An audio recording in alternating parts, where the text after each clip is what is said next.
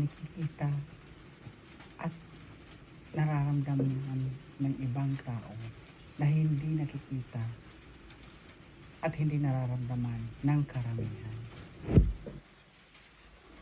May mga bagay at may mga pagkakataon na nalalaman mo ang mga hinaharap. Pero minsan, hindi mo kayang ilabas dahil pwede kang husgahan at hindi paniwalaan ng iba. Magandang umaga po, Miss A. Ako po si Jasmine, hindi tunay na pangalan. Ang aking kwento ay base po sa aking karanasan bilang isang psychic. Nangyari po ito noong 2000. Ako po ay lumaki sa bansang Australia. Ang papa ko ay isang American Negro at ang mama ko ay isang Puro. Ang kulay ko ay parang kulay ng isang Pilipino. Ang taas ko ay 5'11". Nakabakasyon kami noon sa Pilipinas sa Baguio City at masaya kami dahil isang buwan ang aking bakasyon. Ako po ay may kakayahang makita ang mga mangyayari sa hinaharap. Kaya ko din malaman kung ano ang sanhi ng pagkamatay ng isang tao. At kaya ko din malaman kung sino ang pumatay sa isang tao. Nakikita ko din kung ano ang nangyari sa isang lugar. Unang gabi namin sa bahay ng lola ko sa Baguio City. Bahay ng mama ko pero ang lola ko ang nakatira at ang punsong kapatid ni mama na lalaki. Medyo ilang ako sa kapatid ni mama kasi iba ang ikinikilos nito at iba kong tumingin. Nakatulog ako agad sa sobrang pagod ko. Bigla akong nanaginip. Sa panaginip ko, nasa ibang lugar ako at sobrang init daw sa lugar na yun. Naglalakad daw ako sa kalsada at may kasabay daw ako na magsyota na patawidin ng kalsada. Nakashort daw ang lalaki at nakita ko ang kanyang wedding ring at ang tattoo sa mga paa niya. Nahugis at sulok at may mga sulat sa gilid. Narinig ko na nagsasalita ang babae. Han, kailan mo ko ibibili ng bagong phone? Tanong ng babae. Pagdating ng pera ko sa susunod na linggo. Sa tingin ko, ang babae ay estudyante kasi sa nakita kong uniforme. Pumasok din sila sa pinasukan ko na coffee shop at napansin ko sa wallet ng lalaki na may picture ng isang babae at anak na babae. At nakita ko rin na isa siyang pulis. Pilit ko na inaaninag ang mukha nila pero malabo at hindi ko sila makilala. Nauna silang lumabas sa akin. Nakita ko silang pumasok sa isang hotel at doon ko nakita ang pangalan ng hotel. Ito ay sa Tuguegarao City. Ilang minuto pa, nakita ko na lang ang babae ay duguan at puro saksak sa dibdib. Doon ako biglang nagising. Kinabukasan, habang nag-aalmusal kami ng mama at lola, naitanong ko sa kanila kung saan ang Tuguegarao. Malayo pa daw yun dito sa Baguio. After namin kumain, umalis kami at pumunta kami ng strawberry farm. Habang abala kami sa pamimili, biglang nagsalita ang lola. Alam mo, Amalia, yung kapatid mo si Jonas, kailan kaya yan magbabago? Humiwalay sa asawa, tapos ayun, puro pang bababae ang ginagawa. Minsan nga, 2 araw na hindi umuwi. Sasabihin sa akin, nasa trabaho lang siya. Mahabang kwento ng lola. Sana naman nagpupunta yan. Sinusuportahan pa niya ng mga anak niya. Tanong ng mama ko. Aba, ewan ko, magsawa na ata si Ruth sa kanya. Iniwan ko sila mama at nagpaalam ako. Natitingin lang ako ng mga souvenir items. Habang abala ko sa pagpili ng mga souvenirs, may napansin ako na dumaan sa harapan ko na babaeng naka-uniforme. Sinundan ko yun at nakita kong nakatalikod na at pamilyar sa akin ang uniforme. Hindi ko lang matandaan at iniisip ko kung saan ko nga ba nakita yan. Napahinto ako nang maalala ko na ang uniforme ay ang suot ng babae sa panaginip ko. Bigla siyang lumingon sa akin at nakita ko na malungkot at parang umiiyak. Miss A, dahil sa kakayahan ko na makita sila at makakausap, doon ko naisip na baka kailangan niya ng tulong. Nasa ganun akong sitwasyon at may iniisip ako nang lumapit ang mama ko. Anak, is there something wrong? Ganyan pa kita napapansin na parang ang lalim ng iniisip mo. Kasi ma, nanaginip ako ng isang kapatid tapos ang nakita ko, isang estudyante na kasama isang lalaki and pumasok sila sa isang hotel and then after that, nakita ko na lang siyang dubuan doon sa bibig and I saw the place named Tubigaran. Alam ko na nakakalitan ko na nangyayari pero alam ko naman na minsan naging delikado ang buhay mo sa ganyan. I know ma, but you know naman na pag mga ganyan, they need help. Napamuntong hininga na lang ang mother ko kasi alam niya na hindi ako titigil hanggat hindi ko nalalaman ang nangyari sa kanya. Isang umaga, habang abala ang mama at lola ko sa pag-aayos ng mga halaman, dumating ang bunso niyang kapatid. Papalabas ako ng pinto at nakasalubong ko siya at nabangga niya ako. Hindi niya ako pinansin. Diretso lang siya sa kusina at nakita kong uminom ng tubig. Pero bigla akong napapikit. Bigla akong nagulat dahil nakita ko siya na may mga dugo ang kamay. Napadilat ako at bigla akong napatingin sa mama at lola. Sa mga oras na yun, hindi ko gagawin ko. At bakit nakita ko na may mga dugo ang kamay? Nang hapon, narinig ko ang lola at mama na may kausap at parang umiiyak. Lumabas ako para tingnan. Alang Sinaida, baka po pwede ako humingi ng tulong kay Jonas para mas mapabilis ang investigasyon. Iyak ng babae. Ano ba ang nangyari, mama? Jasmine, andyan ka pala, kulat na tanong ng mama ko. Bakit siya umiiyak? May nangyari ba? Ang anak daw niya na dalaga natagpuan kaninang umaga sa likod ng school na patay na, sinagsak daw.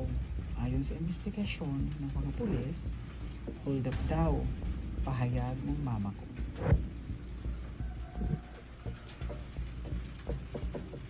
Hindi po kasi ako naniniwalang hold up kasi ando naman yung mga cellphone niya at ang wallet niya. Napaisip ako, Miss A, bakit pinalabas na hold up? Kung ando naman ang mga gamit. Nasa pulis daw ang mga gamit ng anak niya. Ayon sa kwento ng lola ko, mabait daw ang anak ni Aling Corazon. Tahimik daw ito at masipag. Masipag mag-aral, isa na din sa iniimbestigahan ay kung may boyfriend ito. Dahil nakita daw sa mga text messages na may ka-text ito na kung sa usapan ay parang boyfriend ang text niya. Sinubukan na tawagan ang number pero hindi makontak. Alam nyo, pangatlo na yan na ganyan din ang kaso. Mga estudyante ang mga nabibiktima. Kaya napapaisip na ako baka may killer na mga estudyante dito sa lugar. Magkakaibang universidad ang mga pinapatay. Bigla kong naisip yung panaginip ko na estudyante din ang nakita ko. Napaisip ako na tulungan sila, pero nagdalawang isip naman ako kasi dito sa Pilipinas hindi nila ginagamit ang mga tulad namin sa pag-iimbestiga. Kinagabihan, isinama ako ni Lola at mama ko sa lamay ng namatay. Pagpasok ko pa lang ng bahay ay agad ko na nakita ang estudyanteng namatay. Nakayuko at umiiyak. Umupo ako sa tabi niya. Bigla siyang lumingon sa akin at gaya ng dating nakikita ko, nagmamakaawa siya na tulungan ko siya na mahuli ang may gawa sa kanya. Tumayo ako at lumapit sa kabaong niya. At dahil bukas ang kabaong, hinawakan ko ang kamay niya. Napapikit ako at doon ko nakita kung ano ang mga nangyari. Sa pagpikit ko, nakita siya na naglalakad papasok ng school. Tawag ng isang estudyante na sa tingin ko ay kaklase niya. Bakit hindi ka pumasok kahapon? Hinahanap ka ni Michael. Tinanong ka nga sa akin. Ang sabi ko naman, ewan ko kasi wala ka namang chat sa akin. May importante lang ako pinuntahan kahapon niya. Bakit ako hinahanap ni Michael? Wala naman na kami. Bakit kasi hindi kayo mag-uusap ng mabuti?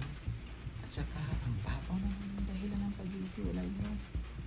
Dahil lang sa chismis na yan. Nakausap ko naman si Michael. Hindi naman daw totoo yun.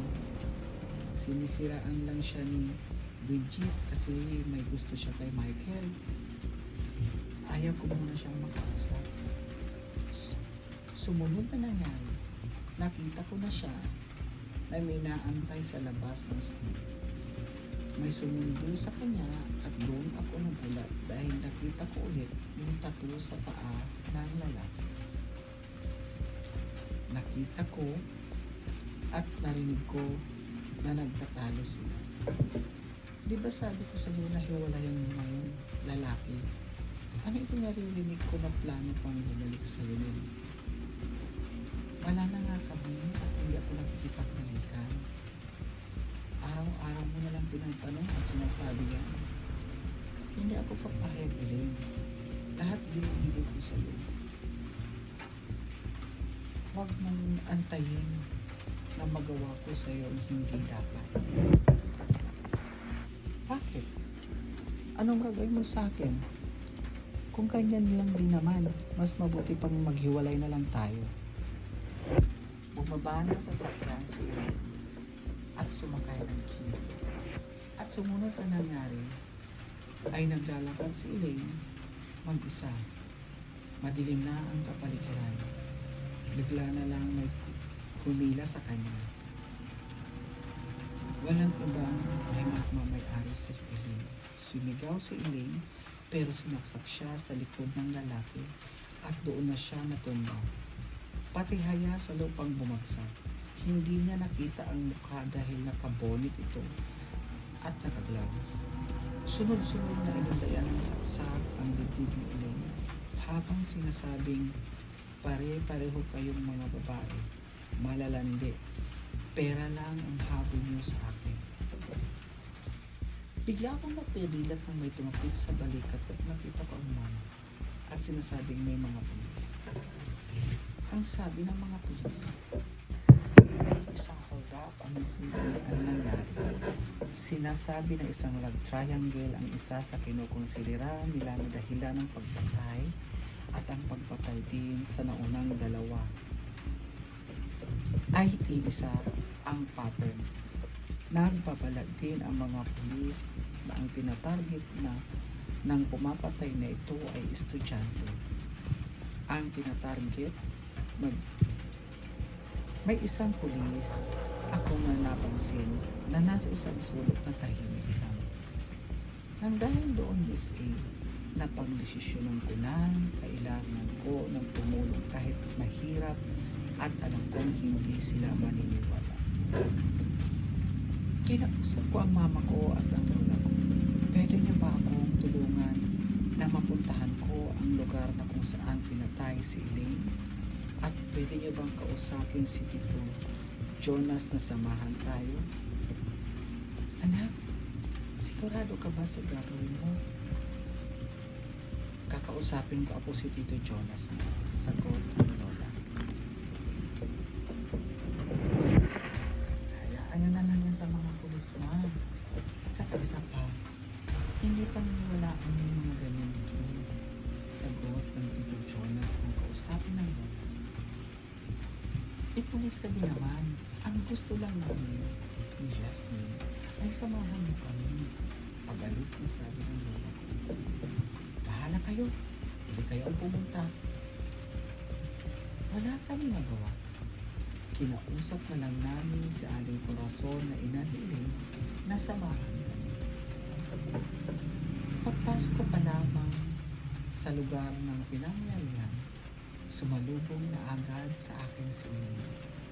At doon ko ulit kita ang mga pangalan habang nagtataka na sumunod sa akin sila lola at mama at Aling Corazon.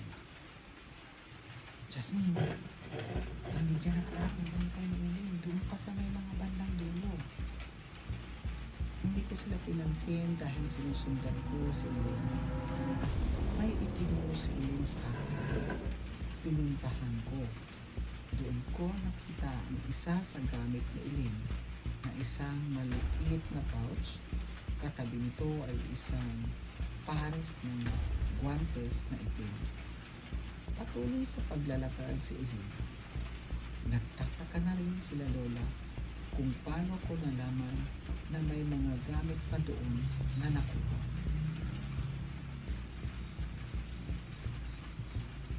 Malayo na kami sa lugar kung saan nakuha ang bangkay ni Elaine. Bigla akong nakapaupo dahil may narinig ako na nagsasalita.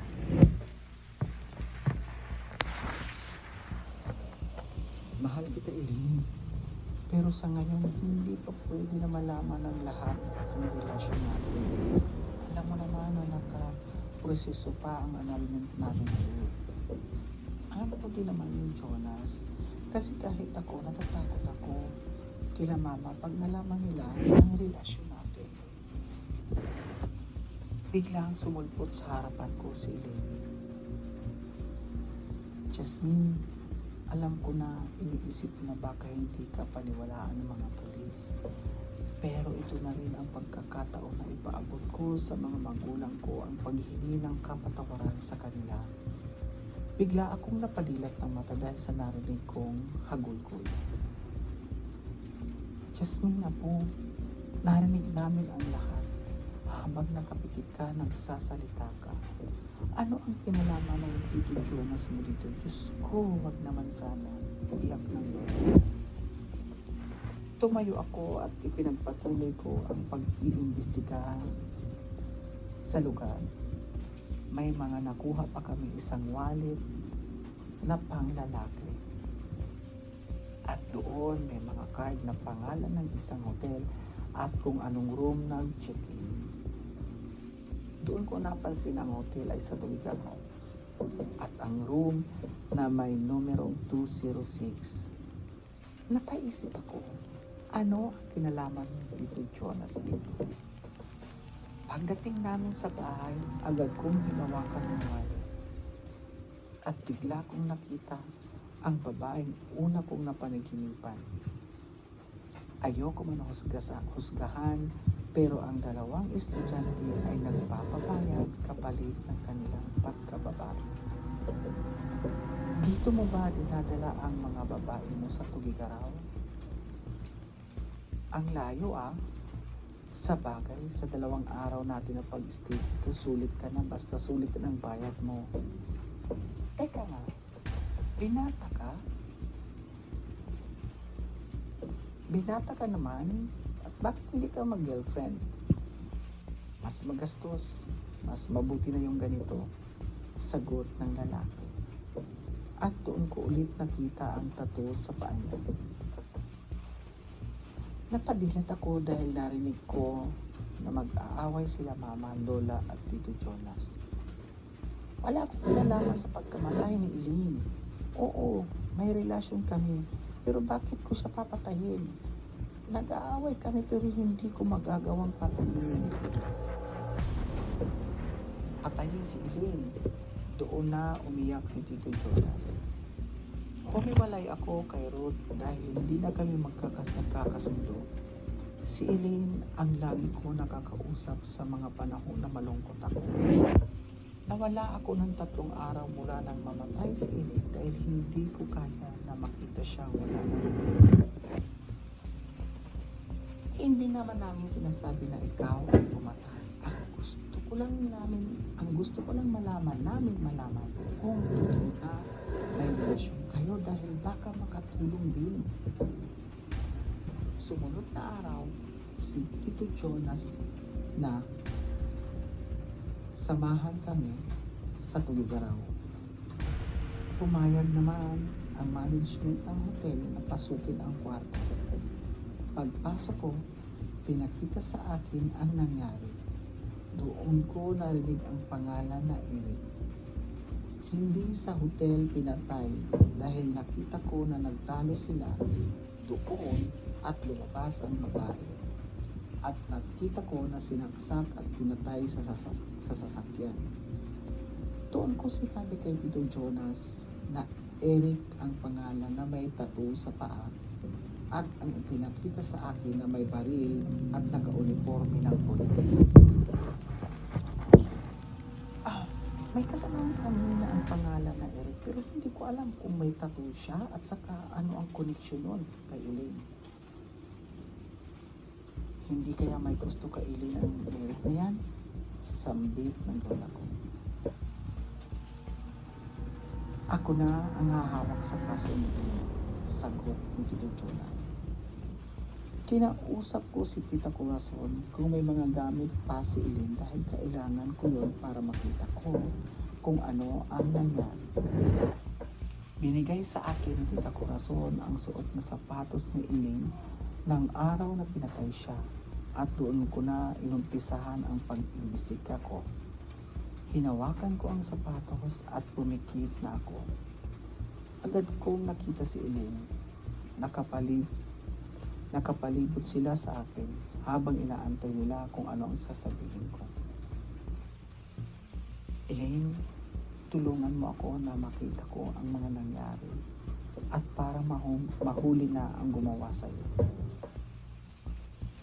Naglalakad palabas ng school si Elaine. Paglabas ng gate, biglang may sumalubong sa kanya at doon ko nakita ulit ang tattoo ng paa at gaya ng nakita ko, pahugis na tatsulok at may mga sulat. Nakita ko na may tattoo din siya sa braso na logo ng PNP. Hi Elaine, pauwi ka na ba? Bakit parang naman ang ilap mo sa akin?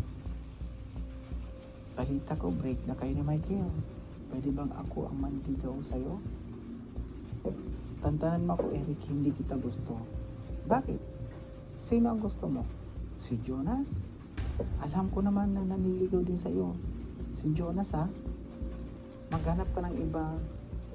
Huwag ako. Naglakad palayo si Elaine. Sa di kalayuan, may humintong kotse at sumakay si Elaine. Pero ilang minuto lang lumabas din si Elaine at doon nakita ni Eric kung sino ang kausap ni Elaine. Biglang tumilim ang mukha ng lalaki at galit na umalis. Nakita ko ulit na palabas na si Elaine ng school at pagdating niya sa walang taong lugar, biglang may humila sa kanya. Nagpumigla si Elaine at nakalmot niya sa may lieg ang lalaki. At doon nakawala si Elaine pero mabilis ang lalaki. Sinaksak sa likod si Elaine at nang iharap ng lalaki si Elaine, pinalmot ulit ni Elaine sa braso ang lalaki. Dahil nasaktan siya, sinaksak niya si Elaine sa dibdib ng ilang beses. Nang makita niya na wala ng buhay si Elaine, hinila niya sa gilid at nakita ko na nahulog ang wallet. Doon ako napalitan. Kailangan bumalik tayo doon. Kailangan mahanap natin ang wallet. Sinabi ko sa kanila. Pumunta kami ulit sa pinangyarihan. Hinanap ko ang lugar kung saan napulot ang wallet. At nakita ko yun. Nang buksan namin, doon nakita namin ang tsaba ni Eric at mga ID nito. May tinawagan ko ito Jonah at sinabing pumunta sa lugar. Dumating ang tinawagan ni Tito Jonas at inilagay sa plastic ang wallet. At saka ito tumawag sa opisina nila. Halika na Jonas sa office. Andon si Eric. Pagdating namin sa istasyon, nakita ko na si Eric ay nakaposas na. Hindi namin napigilan si Aling Corazon at bigla niyang sinampal si Eric. Si Tito Jonas naman ay pinipigil ang sarili dala ng galit niya. Nilapitan ko si Eric at hinawakan ko ang kamay at doon ko nakita na siya din ang pumatay sa dalawang estudyante. Nagsalita ako at sinabi ko na siya din ang pumatay sa dalawang estudyante na ikinagulat ng lahat.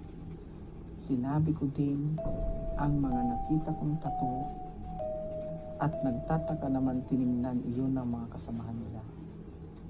At ang hit nila, ang paa ni Eric. Nagulat sila kung paano ko na-discover at na-describe yun.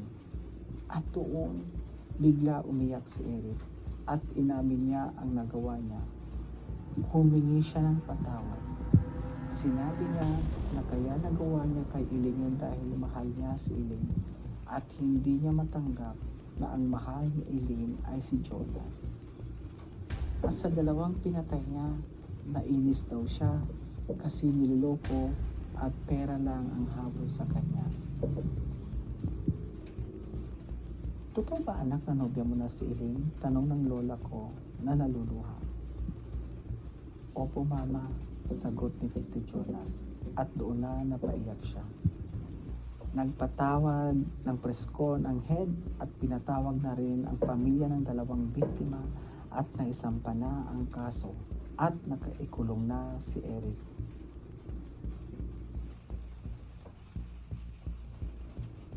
Pinasalamatan ako ng mga magulang ng dalawang biktima at Aling Corazon. Nirecognize din ng kapulisan ang naitulong ko. Araw ng alis namin, pabalik ng Australia, dumalaw muna kami sa puntod ni Iling. Nagpaalam si Tito Jonas.